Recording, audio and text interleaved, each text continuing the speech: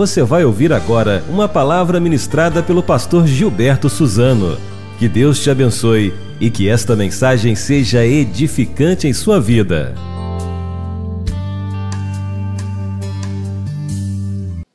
Quero pedir aos irmãos para que abram suas Bíblias no segundo livro de Crônicas, no capítulo 34, e nós faremos uma leitura do verso 1 ao verso 33.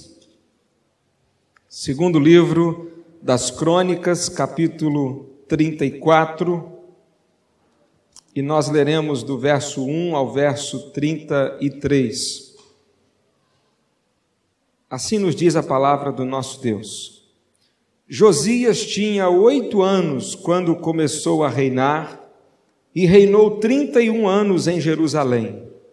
Ele fez o que era correto diante do Senhor e seguiu os caminhos de seu antepassado Davi, sem se desviar deles, nem para a direita, nem para a esquerda. Pois no 8º ano do seu reinado, sendo ainda jovem, começou a buscar o Deus de seu antepassado Davi, e no 12º ano começou a purificar Judá e Jerusalém dos altares das colinas, dos postes ídolos e das imagens esculpidas e de fundição.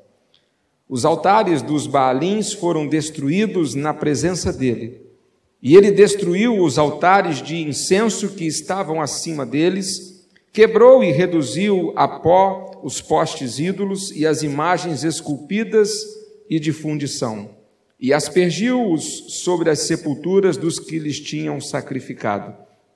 Ele queimou os ossos dos sacerdotes sobre os seus altares e purificou Judá e Jerusalém.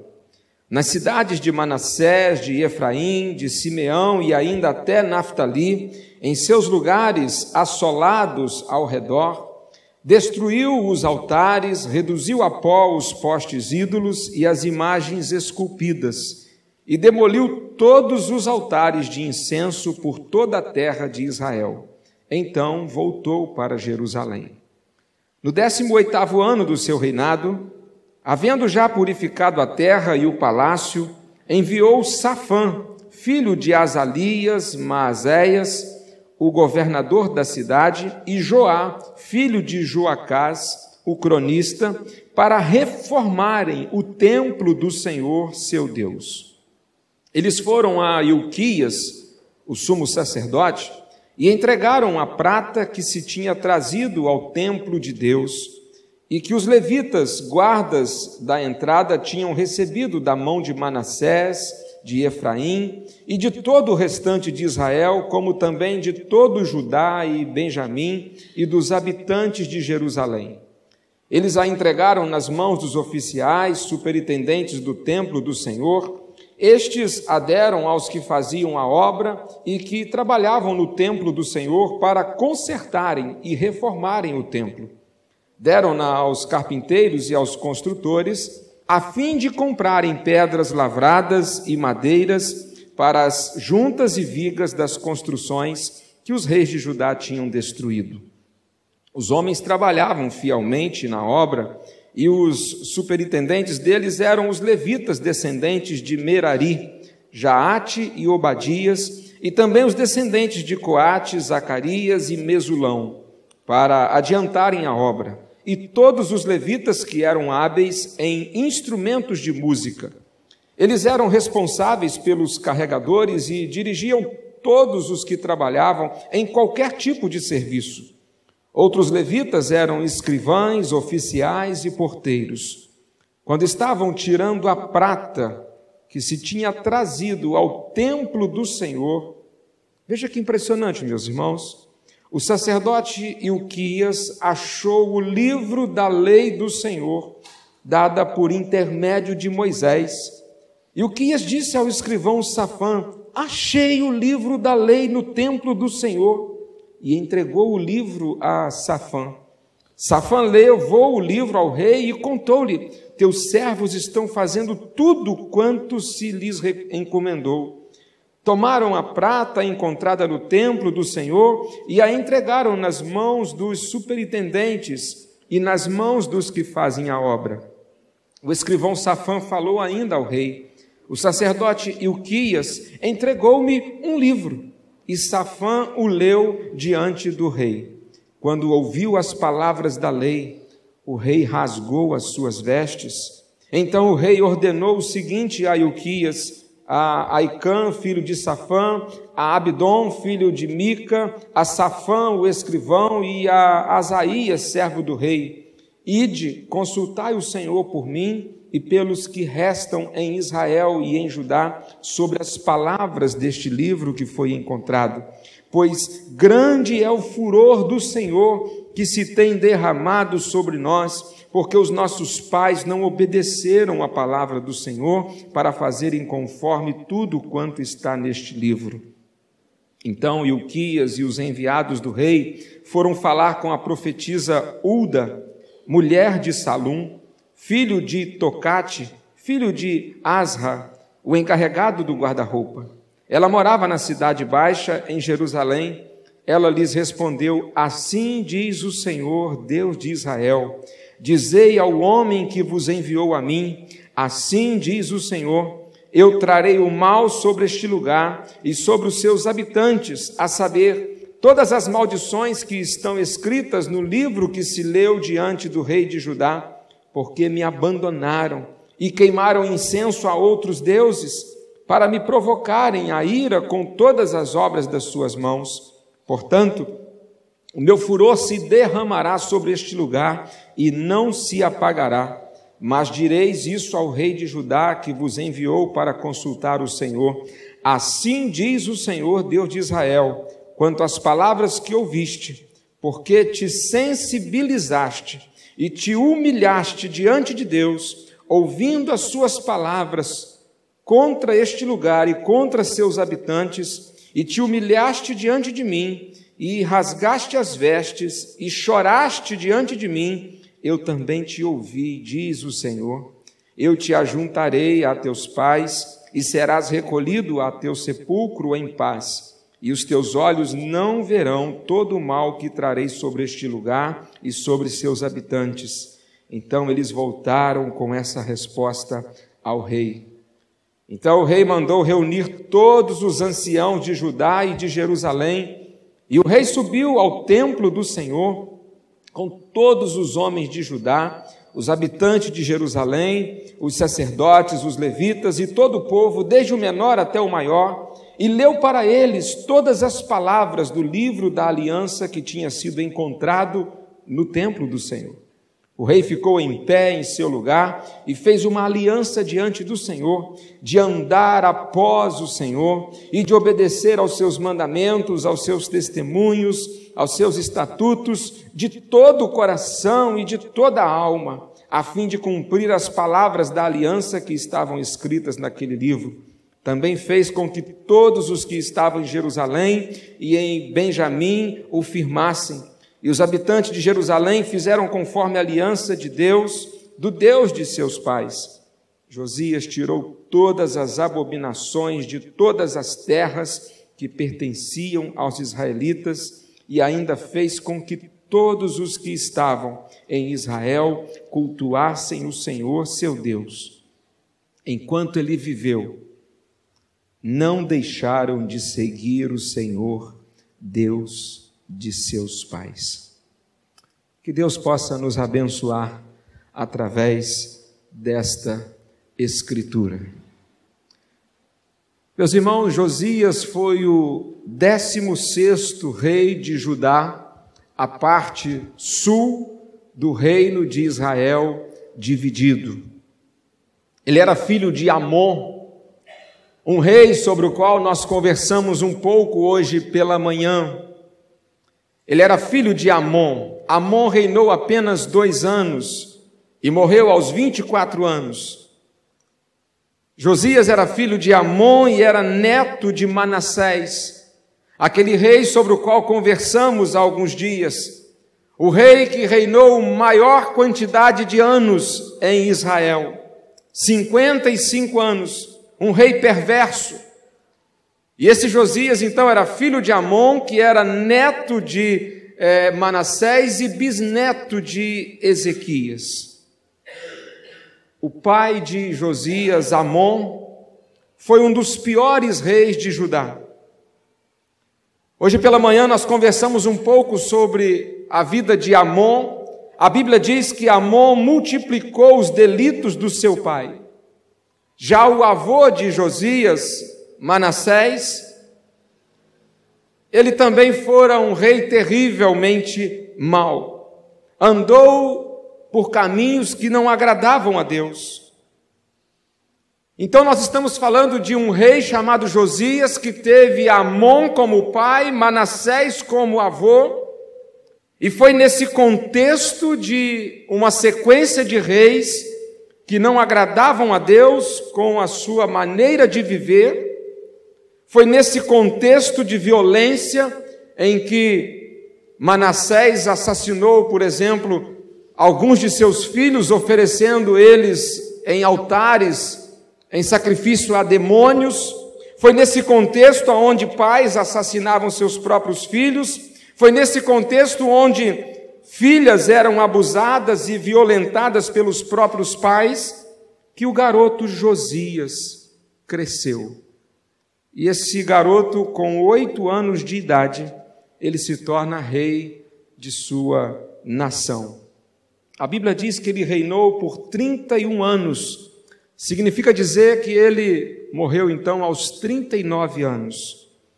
Mas a Bíblia nos diz no verso 2, ele fez o que era correto diante do Senhor e seguiu os caminhos de seu antepassado Davi, sem se desviar deles nem para a direita e nem para a esquerda. Mesmo sendo filho de um pai que multiplicou a maldade, mesmo sendo neto de um avô que fez muita maldade para provocar a ira do Senhor, Josias sabia que caráter e moral não são genéticos. Josias sabia que a sua vida podia ser diferente da vida de seu pai e de seu avô. Josias não acreditava em maldição hereditária, de pensar assim: o meu avô foi ruim, o meu pai foi um pouco pior e eu serei pior que todos eles. Não, Josias acreditava que cada pessoa tem a capacidade de fazer as suas escolhas para escolher por que caminho vai seguir. E Josias escolheu ser temente e fiel a Deus, mesmo num ambiente tão mau. Josias aprendeu a andar nos caminhos do Senhor desde cedo. E aos 16 anos, ao invés de se conformar com o afastamento que o povo que ele estava agora governando, ao invés de conformar com o afastamento desse povo de Deus, ele decidiu buscar fervorosamente ao Senhor. E ele liderou um grande avivamento que impactou todo o reino do sul em sua época. Veja bem, nós estamos falando de alguém aos 16 anos, alguém no seu 8º ano de reinado que assumiu um trono com 8 anos de idade, alguém aos 16 anos com muitas estradas pelas quais ele poderia percorrer, poderia decidir, escolher andar, mas alguém que decidiu buscar fervorosamente ao Senhor. Herdou um trono aos 8 anos de idade, passou a ocupar uma posição privilegiada. Poderia isso ter levado a se distanciar muito mais ainda de Deus? Nos dias de Josias, o povo estava distante do Senhor, o templo de Jerusalém estava fechado, não haviam mais cultos ao Deus de Israel. O templo que fora construído por Salomão não estava em atividade. As festas anuais da Páscoa, primícias, Pentecostes, elas foram abandonadas. As pessoas não estavam interessadas em relacionamento com Deus. A única coisa que elas queriam era prosperidade. E foi nesse contexto de pessoas que não estavam nem aí para Deus que Josias, inconformado com essa situação, ele se pôs a orar e a buscar pela presença de Deus. A história de Josias, meus irmãos, ela é muito encorajadora e tem sido para mim já há algum tempo de grande encorajamento, pois nos mostra que grandes transformações são possíveis quando buscamos ao Senhor de todo o nosso coração. E quando olhamos para a história deste rei, nós aprendemos sobre a maneira como a nossa vida pode fazer toda a diferença na vida de outras pessoas, quando nós decidimos buscar ao Senhor. A vida de Josias deve ser uma inspiração para a nossa vida. E nós observamos na história deste rei algumas lições. Primeiramente, foi o fato de que Josias destruiu o que estava ocupando o lugar de Deus na vida do seu povo e na sua própria vida. Numa sequência de reis idólatras antes dele, o seu pai Amon e o seu avô Manassés, o povo também havia se tornado idólatra, estavam adorando outros deuses, construindo altares em diversos lugares na cidade de Jerusalém, estavam adorando deuses importados de nações vizinhas. Um famoso deus chamado Baal era tido como deus da fertilidade da terra, uma deusa chamada Azera, também conhecida como a deusa da fertilidade humana, um outro suposto deus que era um demônio chamado Maloque, a quem Manassés, seu avô, havia oferecido alguns de seus filhos em sacrifício. Eram deuses representados por imagens de escultura, por alguns postes de madeira.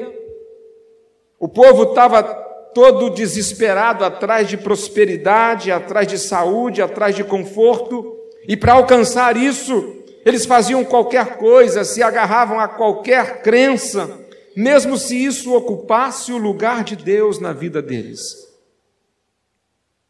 E o que temos aqui é um Josias disposto a destruir os altares que foram erguidos em todo o território de Judá a esses deuses estranhos. Os capítulos 2 a 5 do livro de Jeremias esboça para a gente a pregação do profeta Jeremias durante esses primeiros anos do reinado de Josias, uma pregação combatendo a idolatria do povo. O povo tinha se tornado idólatra. Deus não estava mais no primeiro lugar na vida das pessoas. As pessoas queriam servir a Deus, queriam amar a Deus, mas também queriam dividir as suas vidas com aquilo que elas achavam que era o certo. Idolatria é tudo aquilo que ocupa o lugar de Deus na nossa vida. Meus irmãos, e nós? Será que em alguns momentos a idolatria não pode fazer parte de nossa vida? Muitas vezes achamos que idolatria é apenas curvar-se diante de uma imagem. Idolatria não é apenas isso. Essa é uma das formas de ser idólatra. Idolatria é qualquer coisa que ocupe o lugar de Deus em nossa vida. Idolatria é tudo aquilo que nos atrapalhe a buscar a Deus em primeiro lugar. Os estudos podem ser um ídolo para um jovem.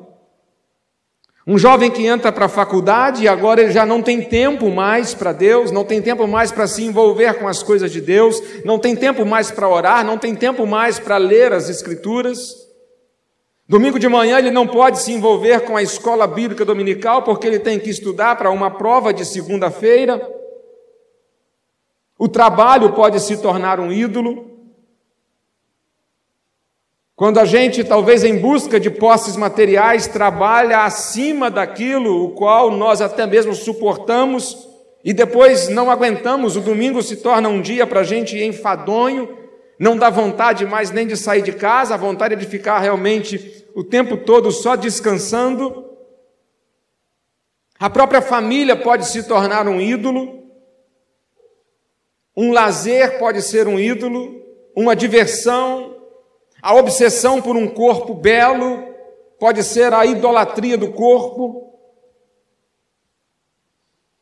Eu não sei que tipo de ídolo pode estar tomando o lugar de Deus na sua vida, mas fato é que se nós não vigiarmos, é muito mais frequente do que nós imaginamos a existência de algum ídolo ocupando o lugar de Deus na nossa vida. E o que se deve fazer com os ídolos?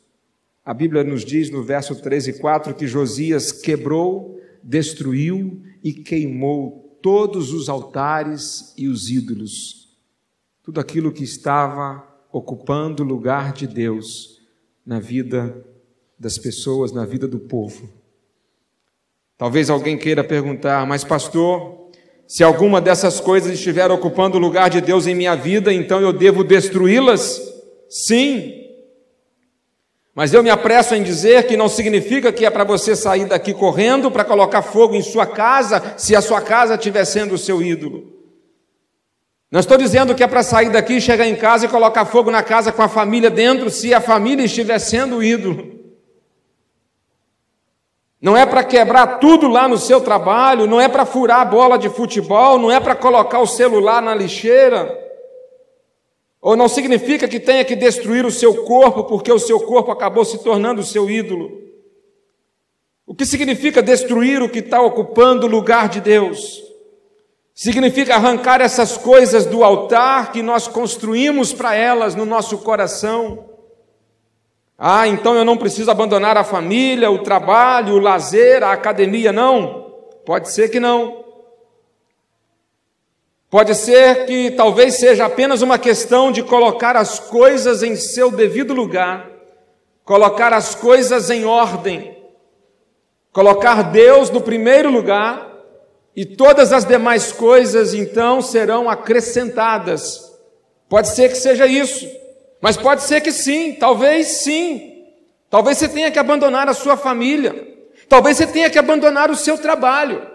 Porque se ele estiver trazendo prejuízos para o seu relacionamento com Deus, eu posso te adiantar e dizer que ele está ocupando um lugar de Deus na sua vida. Pastor, mas até a família? Jesus certo dia disse, quem ama o pai ou a mãe mais do que a mim não é digno de mim. E quem ama o filho ou a filha mais do que a mim não é digno de mim. Se em algum momento a nossa família representar-nos um perigo, para colocar Deus em primeiro lugar em nossa vida, Jesus está dizendo que até a família é preciso ser deixada.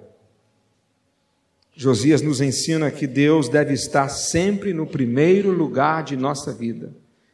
E o que Josias fez foi isso, ele montou uma equipe boa, a equipe do quebra-pau, um porrete na mão de cada um, talvez algumas armas de destruição, e saiu por todo o território de Judá, e tudo quanto é altar que se encontrava de Baal, de Azera e de Maloque, ele quebrava, destruía e incendiava tudo, para que o povo entendesse que nada pode ocupar o lugar de Deus na nossa vida.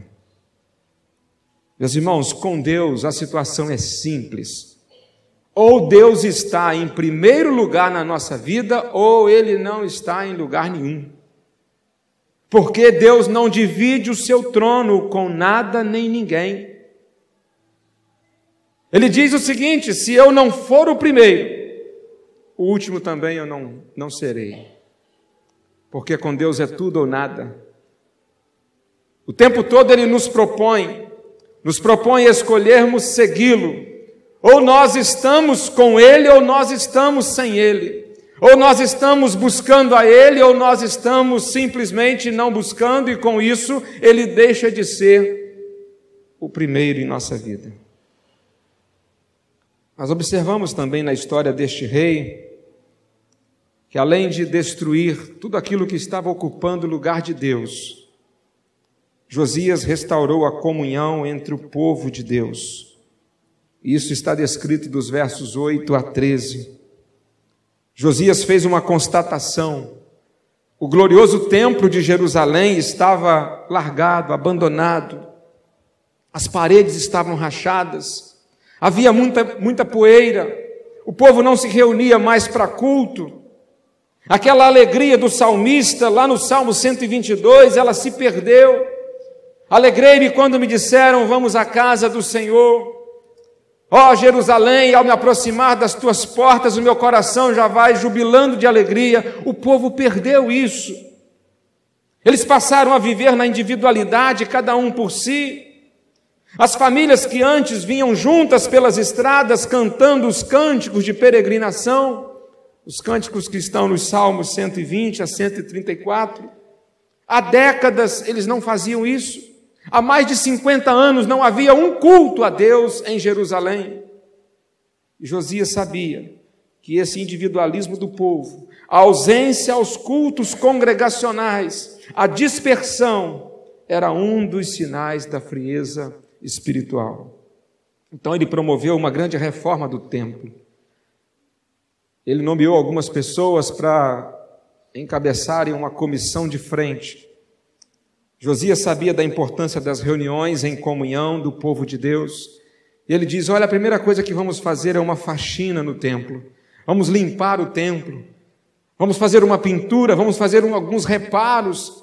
Vamos remontar a nossa estrutura em Jerusalém, no templo, para que a gente possa novamente desfrutar do Salmo 133, vermos aquela casa cheia, como é bom e agradável os irmãos viverem em união, porque é ali que o Senhor ordena a bênção e a vida para sempre.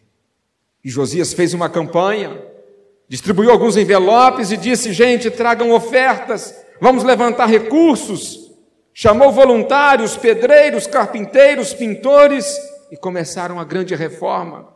Só aquele trabalho em si já promoveu uma grande comunhão, uma sinergia entre o povo, preparando aquele lugar para a reunião do povo de Deus novamente.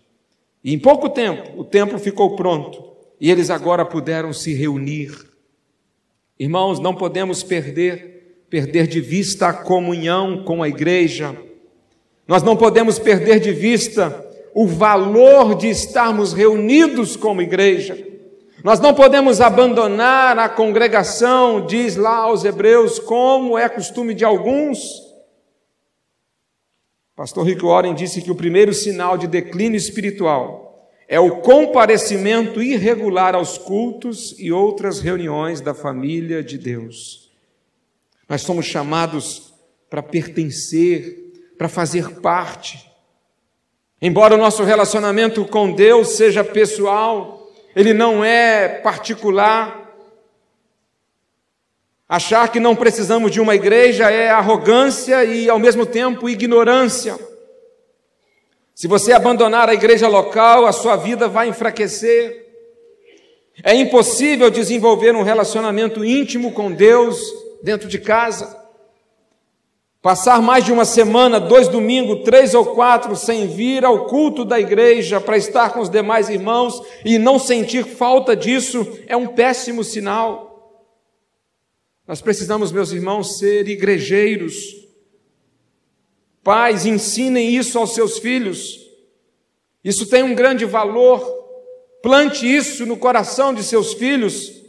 Eu digo isso porque o meu pai e a minha mãe fizeram isso num tempo de muitas dificuldades, num tempo em que não tínhamos tantos recursos, precisávamos ir a pé, num tempo em que domingo estávamos no culto de manhã e estávamos no culto à noite, estávamos terça-feira num ponto de pregação, quinta-feira novamente num culto junto com a igreja no templo.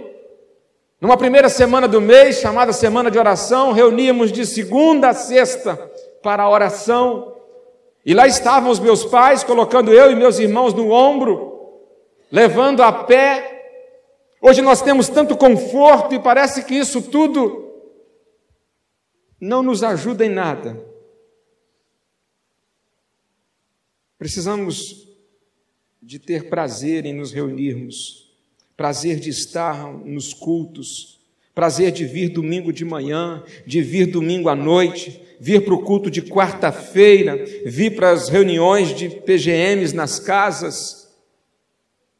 Pastor Hernandes Dias Lopes diz que os cultos de oração das igrejas estão no CTI.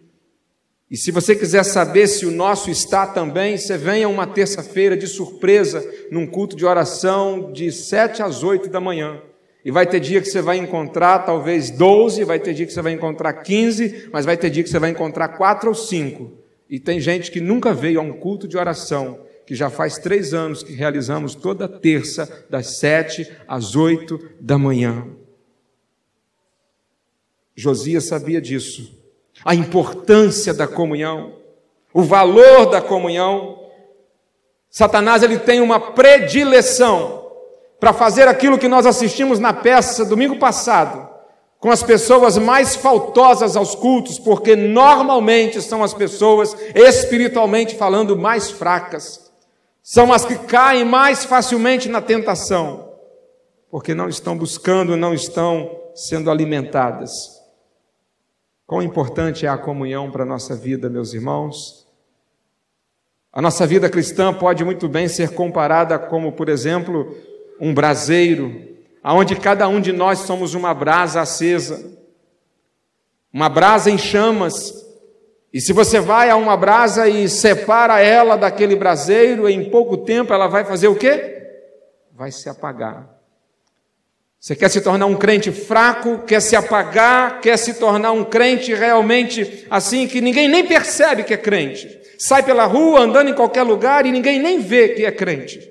Faça isso, afaste-se um pouco do braseiro. E dentro de pouco tempo será um tição na mão do diabo. Será um carvão apagado. Talvez alguém que um dia já foi aceso, alguém um dia já ajudou a aquecer a fogueira da comunhão, mas se afastou. Talvez se afastou porque alguém um dia disse alguma coisa que não gostou.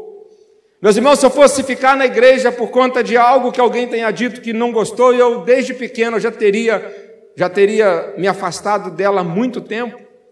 Eu me lembro de que a primeira vez que eu cantei num culto, eu devia ter uns 7, 8 anos, e eu cantei Desentoadinho da Silva, como até hoje, e alguém disse assim, falou assim, menino, esqueça isso, né? Você está atrapalhando o culto. Mas eu não estou na igreja por conta de ninguém a não ser Jesus Cristo. E eu recomendo a você fazer isso também, a não estar aqui por mim ou por nenhuma outra pessoa. Porque a qualquer momento você poderá ser decepcionado, porque as pessoas nos decepcionam. Mas existe um que nunca me decepcionou, e esse um é Jesus Cristo. E é por Ele, é olhando para Ele, autor e consumador da nossa fé, que nós precisamos prosseguir, para a gente não se afastar. Josias sabia muito bem disso, e por isso que ele promoveu a restauração do templo, para haver a restauração da comunhão. Não pelo templo em si, mas para que o povo pudesse se ajuntar novamente para a comunhão do povo de Deus. O texto também nos ensina que Josias, ele resgatou o prazer pela palavra de Deus. Meus irmãos, aconteceu um negócio impressionante na reforma do templo. O pessoal está trabalhando, estão tirando entulho para fora, e estão ali levantando poeira, e o negócio está movimentando, e de repente alguém diz assim, olha, achei um negócio aqui. Achei um negócio que parece ser importante. Soprou, conseguiu ler alguma coisa, falou assim, isso é o livro da lei. É isso aqui, gente, que nós estamos precisando. Eles encontraram o livro da lei. Um sacerdote por nome Ilquias achou o livro da lei, achou a Bíblia perdida no templo. É claro que a Bíblia naquele tempo não era como a temos hoje, assim, um livro tão compactado. Eram aqueles rolos enormes de pergaminho ou couro, mas aquilo estava jogado há cerca de mais de 50 anos, num canto qualquer do templo de Jerusalém. Estava por lá perdido. E aí Ilquias traz aquele livro da lei, que desde os dias de Ezequias, bisavô de Josias, aquele livro que já não era mais lido, quando o livro da lei para de ser lido na casa do Senhor, o povo se afasta do Senhor. E foi isso que aconteceu. Ilquias pega o livro e entrega para Safã, que era um escriba, alguém estudioso não sei de quê, porque o livro estava perdido, o material de estudo estava perdido. E ele entrega isso para Safã, e Safã leva para o rei Josias, e chega diante de Josias e lê aquele livro que ele encontrou, a lei de Moisés. Josias procura saber uma orientação de uma profetisa por nome Hulda, o que deveria fazer com aquele livro. Olha que decisão sábia, o que fazer desse livro? E essa profetisa diz, olha, esse livro é para ser lido diante de todo o povo. E diz a Bíblia que Josias faz uma reunião e chama todos, e ele lê a palavra de Deus que há mais de 50 anos não era lida em Israel. E todo o povo está agora quebrantado. O povo sentiu prazer pela palavra de Deus novamente. Meus irmãos, em nossos dias a palavra de Deus muitas vezes tem sido esquecida por muitas pessoas. A palavra tem estado jogada nos porões da vida. A palavra tem sido esquecida nas gavetas dos nossos móveis. O estudo da Bíblia não é meramente um exercício para aumento intelectual. A palavra de Deus, ela é viva e é eficaz, a palavra é poderosa. Nós precisamos redescobrir o amor pelas Escrituras. Nós precisamos sentir prazer pela palavra de Deus novamente. Nós precisamos, meus irmãos, redescobrir a paixão pela escola bíblica dominical de novo. Houve um tempo no passado em que se uma igreja tinha 100 membros, ela tinha 150 matriculados na escola bíblica dominical. Hoje, se uma igreja tem 100 membros, ela não tem nem 50 na escola bíblica dominical. Quando tem a metade, isso é pela misericórdia de Deus. As pessoas perderam o gosto pelo estudo das Escrituras. Hoje nós temos tanta Bíblia de estudo disso, Bíblia de estudo daquilo, que está faltando são estudiosos para as Bíblias de estudo. E quando a palavra é reencontrada, os céus se abrem, os céus se rasgam sobre o povo de Deus. Sabe, meus irmãos, muitos crentes vivem buscando experiências, mas não querem buscar a Bíblia, a palavra de Deus. Pessoas que querem sensacionalismo, querem arrepios, querem entrar num culto de 1h30 e sair dali transformado e pronto, vou para casa e tchau e benção, até o próximo encontro. Não é assim que as coisas funcionam com Deus. À medida que vamos vivendo diariamente, nós precisamos meditar nessa palavra. Vamos lá para o Salmo 1. Bem-aventurado o varão que não anda segundo o conselho dos ímpios, nem se detém no caminho dos pecadores, nem se assenta na roda dos escarnecedores. Antes tem o seu prazer, aonde? Na lei do Senhor, e na sua lei medita de dia e de noite. Fala para o seu vizinho, não é de domingo em domingo não. De dia e de noite, de dia e de noite, de dia e de noite. É assim. Se não for assim, nós não vamos chegar lá, meus irmãos. Tem gente que gosta de sair para encontrar, talvez, Deus pelos montes. Meus irmãos, todos os dias nós devemos encontrar Deus no monte. Amém? Mas Deus está no monte todos os dias nos esperando. Sabe que monte? No monte de página desse aqui, para a gente poder abrir e ler. É aqui que Deus está. Mais de 1000 páginas, um monte de páginas. Tem Deus aqui para todo lado. Precisamos tirar a Bíblia da gaveta para colocá-la no coração. Trazer de volta o Salmo 119, decorar ele. São 176 versículos. O 97 do Salmo 119 diz: ó, quanto amo a tua lei, é a minha meditação em todo o dia. Se você acha que ser crente é fácil, se você não estiver disposto a meditar nesse livro todos os dias, deixa eu te dar um conselho: esqueça, você está perdendo seu tempo. Martim Lutero era um adolescente de 14 anos na Alemanha, que deixou a roça para morar de favor na casa da senhora Úrsula Cota para estudar. Para bancar os estudos, Martim Lutero costumava cantar em um coral, principalmente nos fins de semana. Cantava em corais, em casamentos, funerais.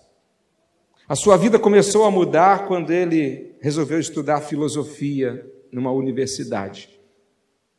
Ele foi para a faculdade estudar, e diferente de muitos de nossos jovens de hoje que vão para a faculdade e esquecem de Deus, o verdadeiro encontro com Deus de Martim Lutero se deu numa universidade, quando estava passeando pela biblioteca e ele encontrou um livro que mudou a sua vida.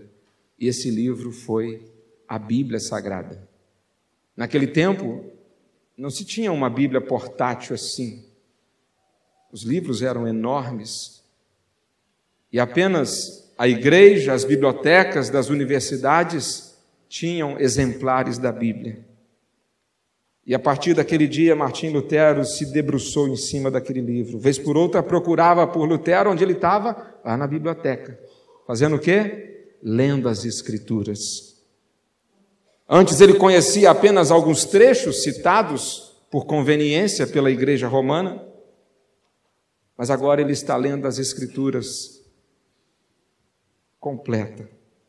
E quando ele se esbarra com a carta aos Romanos, ele é confrontado com a fé que a igreja pregava naquele tempo. E a partir dali ele tem uma experiência de salvação verdadeira, quando ele entende a doutrina da justificação pela fé, não é por meio das obras. Paixão pelas Escrituras.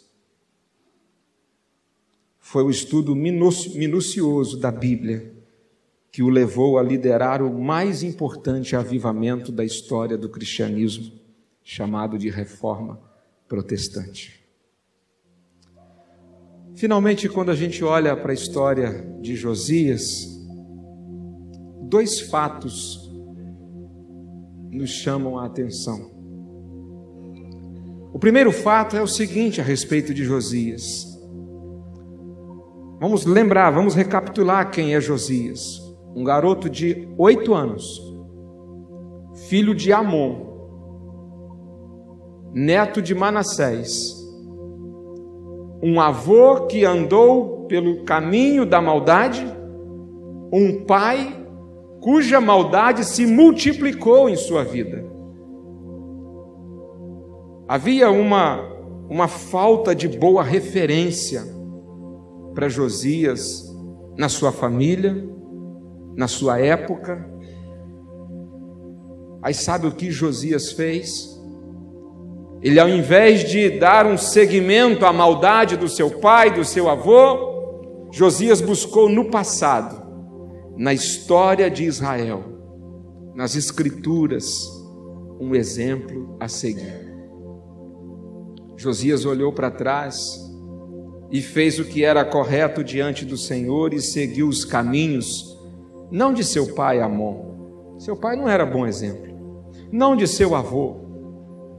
Manassés também não foi. Por mais que tenha até se redimido e ter se arrependido no final de sua vida, mas não foram um bom exemplo. Diz a Bíblia que ele olha para a vida de Davi. Quem foi Davi? Um homem segundo o coração de Deus. Deixa eu te dizer uma coisa, talvez você tenha dificuldades hoje para ter bons exemplos. Talvez sua família não tenha uma história de temor e obediência a Deus. Talvez sua vida tenha marcas de uma família que andou por caminhos de maldade. Mas preste bem atenção numa coisa, você pode fazer diferente. Você pode viver diferente. Você pode ser diferente. Você não precisa ser uma vítima da maldade. Você pode começar hoje mesmo uma nova história de vida, assim como Josias. Basta você querer, basta você crer. E se te falta boa referência hoje, aqui nas Escrituras, deixando o Amon e o Manassés de lado, então, você vai encontrar muitas boas referências. E se você, de repente, até for tentado a olhar, mas Davi foi pecador também. Tem um que não pecou. Tem um que você pode olhar para a vida dele. E esse é Jesus, o Filho de Deus, o perfeito. Olhe para ele, concentre nele. Ele deve ser a referência. Então, o primeiro fato que me chama a atenção é esse: quando lhe faltou boa referência na atualidade, Josias buscou no passado, na história de Israel, nas Escrituras, um exemplo a seguir. De alguma maneira, eu creio que todos nós estamos seguindo alguém, estamos imitando alguém. A quem você tem imitado? Quem tem sido a sua referência?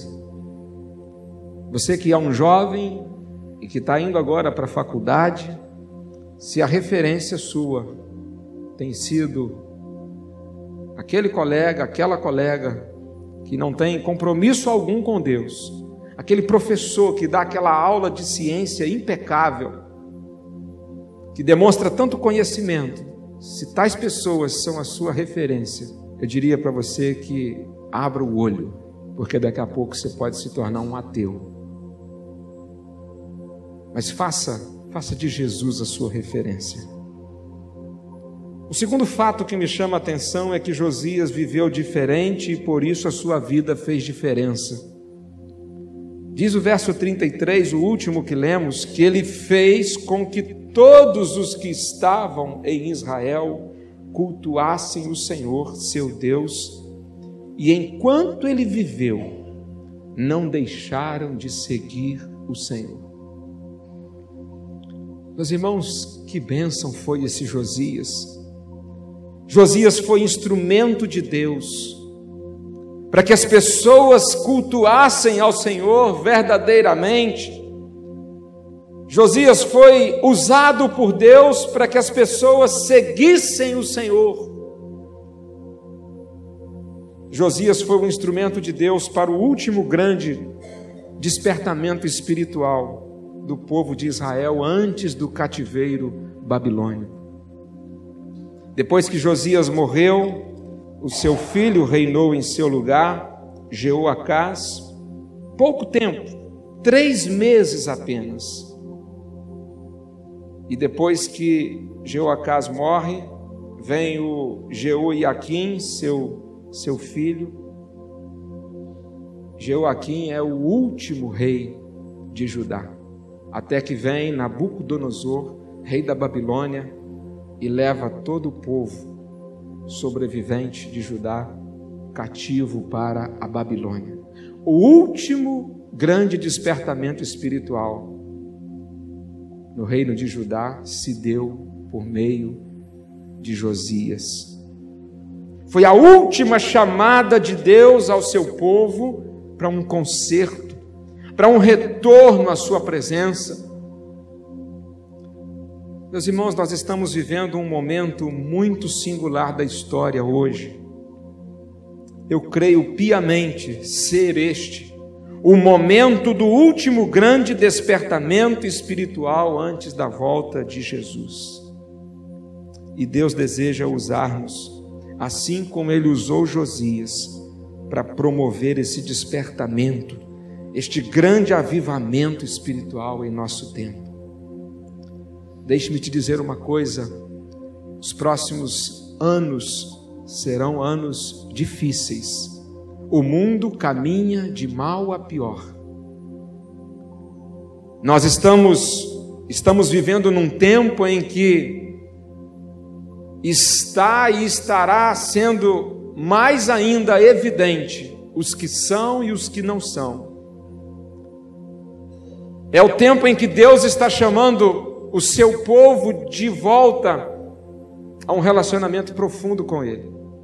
É um tempo para um apagar das luzes. É um tempo para um ponto final na história. Os dias serão cada dia mais e mais difíceis. E será um tempo de nos apegarmos mais ainda ao Senhor. Num tempo em que o cristianismo se tornou algo tão diferente do seu início, algo tão estranho, aonde é tão fácil nos afastarmos da verdade, da verdadeira espiritualidade, aonde é tão fácil nos esfriarmos na fé, que nós possamos buscar ao Senhor como Josias. Um apelo solene que eu faço nesta noite é esse: como Josias, vamos ser um instrumento de Deus hoje, para trazer outras pessoas de volta à intimidade com Deus. Que a nossa vida hoje seja como a vida de Josias, que nós possamos conseguir fazer com que todos os que estejam na SEAB cultuem ao Senhor nosso Deus. E enquanto vivermos, que essas pessoas não deixem de seguir o Senhor, que a nossa família não deixe de seguir o Senhor, que os nossos filhos não se afastem dos caminhos do Senhor, que os nossos parentes, que a gente saia desesperado atrás daqueles que ainda estão brincando com Deus, porque o mundo não está para brincadeira. Eu queria nesta hora convidar a todos para estarmos em pé, terminando este culto com uma canção que é uma oração: anseio por mais de ti. Esse era o desejo de Josias: anseio, quero mais da presença do Senhor. Josias, quando olhava para trás e via a história do seu antepassado Davi, quando ele olhava para trás e via como o povo cultuava ao Senhor nos dias de Salomão, quando o templo fora inaugurado, naquele tempo em que as pessoas diziam: alegrei-me quando me disseram vamos para a casa do Senhor, Josias começou a sonhar e dizer: esse é um tempo para nós vivermos isso novamente. Esse é um tempo para buscarmos esse tipo de relacionamento com Deus, que é isso que Ele espera de nós. Meus irmãos, que esse seja um tempo para buscarmos também um relacionamento profundo com o nosso Deus, tendo um anseio por Ele, dia após dia, porque é nele que a nossa alma encontra-se, de fato, o seu apoio e se sacia. Louvemos ao Senhor.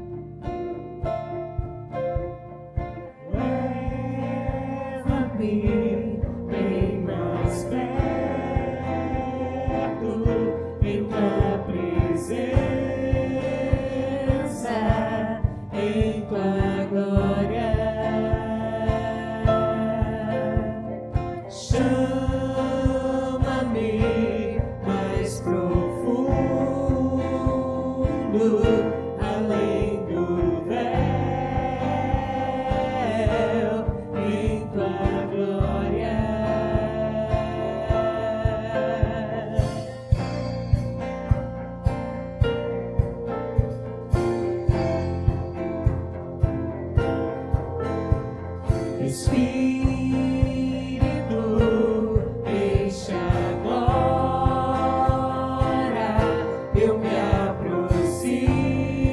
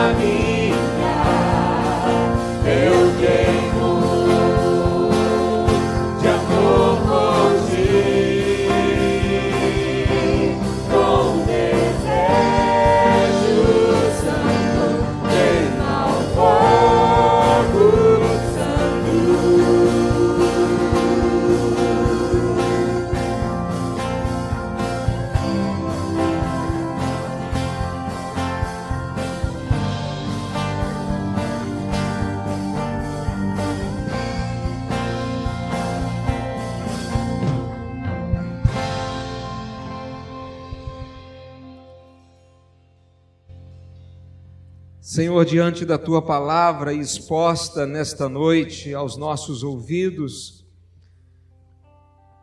ó Deus, que o Teu Espírito Santo conduza ao nosso coração, para que a gente possa aplicar em nossas vidas tudo aquilo que aqui ouvimos nesta noite.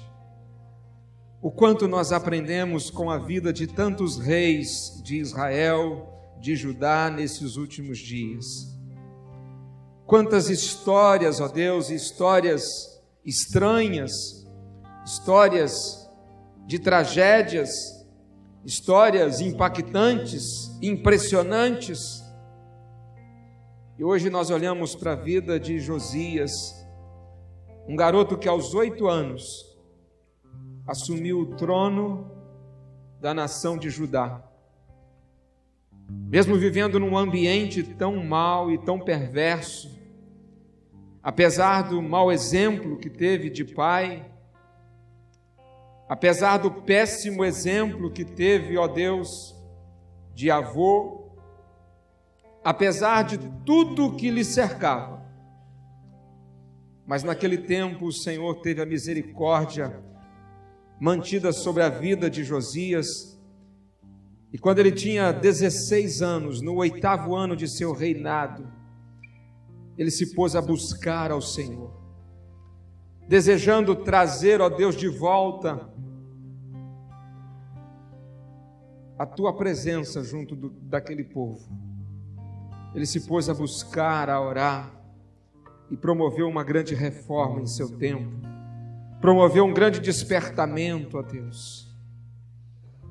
Ah, Senhor, talvez haja alguém aqui nesta noite que tenha lhe faltado uma referência de berço, uma referência de família. Talvez nem mesmo olhe para a atualidade e veja muitas pessoas as quais ela possa olhar como sendo exemplo, mas tal qual Josias, que possa olhar para aquelas pessoas segundo o teu coração, como Davi, pessoas como Jesus, o filho de Davi, o descendente de Davi, o perfeito, aquele que é o autor e consumador da nossa fé, que nós possamos olhar para as Escrituras e encontrarmos nela pessoas que sejam referências para a nossa vida, para a gente buscar nesse tempo viver de uma maneira diferente, que a gente possa a cada dia, Pai, buscar por um grande avivamento nessa época, nesse tempo, um grande avivamento em nossa igreja, um grande avivamento nesse templo. Ó Deus, que em algum momento o Senhor possa despejar sobre nós mais e mais da Tua presença, Senhor. Que em algum momento, ó Deus, o céu possa se abrir diante desta igreja, diante de cada um de nós, e que o Teu Espírito Santo possa nos encher e tomar plenamente as nossas vidas.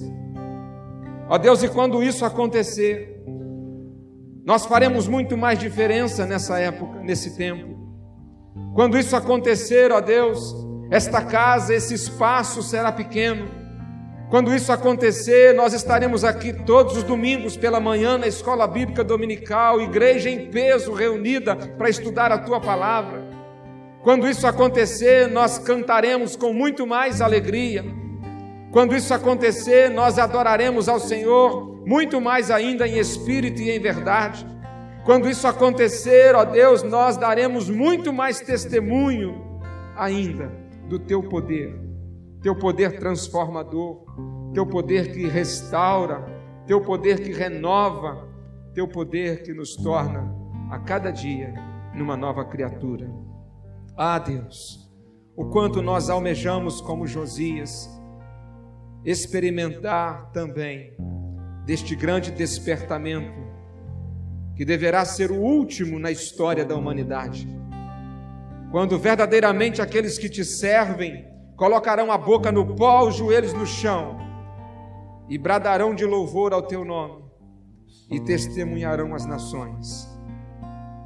E quando isso acontecer, assim virá o fim e Jesus Cristo virá nos buscar. Pai, que esta seja uma noite de mudança de vida, que essa seja uma noite de avivamento pessoal, que essa seja uma noite impactante na vida de cada um de nós. É a oração que nós fazemos agradecidos no nome de Jesus. Amém e amém.